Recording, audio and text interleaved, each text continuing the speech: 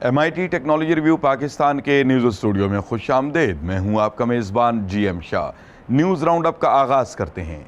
Bulletin के आगाज़ में आपको बताते हैं कि ministry of information technology and telecommunications का कहना है कि उनकी टीम ऐसे रोबोट्स को तैयार कर रही है जो सैलाब वगैरह जैसी किसी भी इमरजेंसी की सूरत में मदद कर सकेंगे।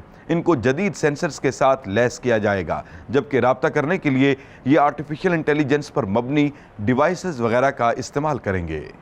और अब बुलेटिन में शामिल करते हैं एक और अहम खबर कि अमरीकी माहिरीन ने ऐसे स्पाइडर रोबोट्स तैयार किए हैं जो मुस्तकबिल करीब में मेडिकल सर्जरी करने में डॉक्टर्स की मदद करेंगे।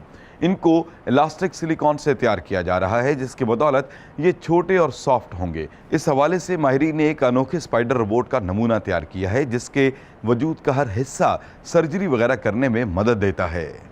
और अब बुलेटिन के आखिर में आपको बताते हैं कि माहिरीन ने इलेक्ट्रॉनिक अशिया को चार्ज करने के लिए एक जदीद डिवाइस तैयार की है। इसकी सबसे ख़ास बात यह है कि यह आसानी से कस्टमाइज हो जाती है, जिसकी बदौलत ये एक वक्त में कई मुख्तलिफ अशिया को चार्ज कर सकती है। इसके अलावा ये ऐप के ज़रिए मोबाइल फ़ोन से मुंसलिक होकर इसके इस्तेमाल को मॉनिटर भी करती है। इसको यूमो के नाम से मंसूब किया गया है। इसके साथ ही MIT टेक्नोलॉजी रिव्यू पाकिस्तान के न्यूज़ स्टूडियो से अपने मेज़बान GM शाह को इजाज़त दीजिए। अल्लाह निगहबान।